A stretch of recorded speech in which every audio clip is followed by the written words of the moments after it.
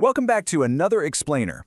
Now we have an absolutely fantastic breakdown today for those of you out there looking to build something from the ground up. I mean, do you think you need thousands of dollars, some totally original, world-changing idea, or massive venture funding to start a business? Well, think again. Today we are unpacking a highly structured, incredibly practical playbook on how you can launch a profitable venture with practically zero upfront cash. Sound good? Let's get into it. So, if I gave you just $100 right now, today, could you turn that into a real business? Now, most people would instantly be like, no, there's no way, that's impossible, right? We just assume we have to invent something brand new or, I don't know, revolutionize an entire industry. But what if you don't need a groundbreaking invention? What if you literally just need to provide things people are already buying every single day? Okay, let's dive into this. Section 1, Product Selection. We're going to be selling everyday essentials. Now, this first critical step, it really requires a total shift in your mindset regarding what to actually sell. Because honestly, product selection is where most businesses fail before they even begin. You see, the biggest mistake beginners make, and I see this all the time, is choosing totally random products or chasing after these flashy, high-end luxury trends.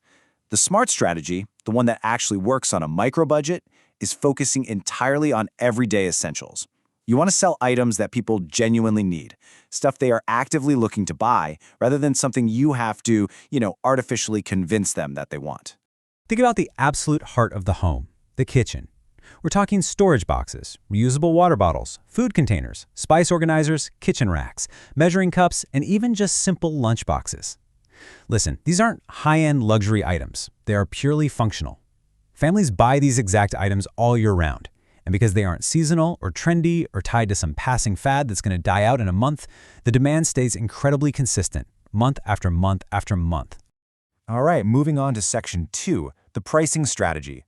Once you actually have that high-demand product locked in, the next phase is mastering the mathematics of the business, because picking the right product only really works if your unit economics are absolutely solid.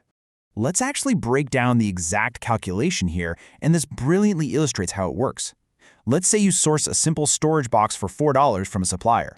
Then, you factor in maybe $1 for delivery. That brings your total cost to exactly $5, nice and round. This establishes a really clear, predictable baseline for your business expenses. You know exactly what it takes, literally down to the dollar, to get that product into your customers' hands. Now here's the real question. How do you price it? If similar products are selling out there in the broader market for $10, well, your immediate instinct is probably to just match that $10 price tag, right? But the playbook says otherwise. Offer it for $8.99. This is a very deliberate psychological strategy. The customer feels like they're snagging a great deal and saving some cash, while you are still making a very solid profit over your $5 cost. And suddenly, your product becomes significantly easier for a buyer to choose over your competitors. It's a total win-win. Which brings us to this absolutely crucial quote, kind of the core philosophy of this whole strategy. Small margins on many sales are better than huge margins on no sales. Think about it. When you're operating with just $100, volume is the real key to your success here. You aren't trying to make a fortune on a single, massive transaction. Instead, you're building a steady, reliable stream of continuous, daily sales. Section 3, Build Customer Trust. So, okay, you have the product, and you've nailed down the pricing model. Now we've got to shift to the execution phase. Because how does a brand new, low-budget business actually convince a complete stranger on the internet to trust them enough to click that buy button? Well, the formula for building that trust is surprisingly simple, but it requires extreme consistency. First, you need crystal clear product photos, and actually show the product being used in a real kitchen setting, not just floating, isolated on some boring, blank white background. Also, be brutally honest about the quality. Offer fast delivery, and answer customer questions lightning fast. Seriously, don't leave them hanging.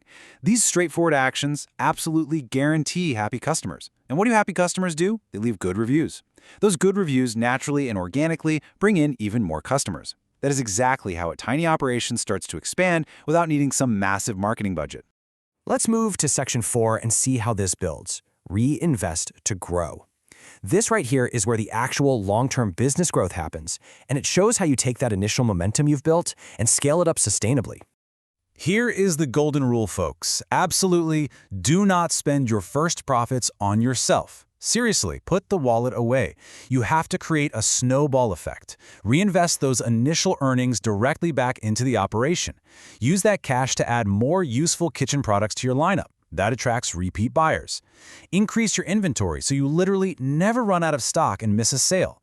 And continually upgrade your packaging to just elevate that whole customer experience. You just keep looping those small margins back into the system to create a truly self-sustaining venture. So, the core takeaway of this entire explainer is really empowering. You just don't need thousands of dollars to build a successful business. Smart strategy and consistency, they completely replace the need for massive upfront capital. You just need the right everyday products, smart and competitive pricing, excellent customer service, and of course, relentless execution. So as we wrap up, I want to leave you with a provocative question drawn straight from our source material to really put your entrepreneurial mindset to the test. If you had only $100 today, which kitchen product would you sell first? Really think about it. Thanks so much for joining me for this explainer, and I really hope it sparks some great ideas for your own ventures. Catch you next time.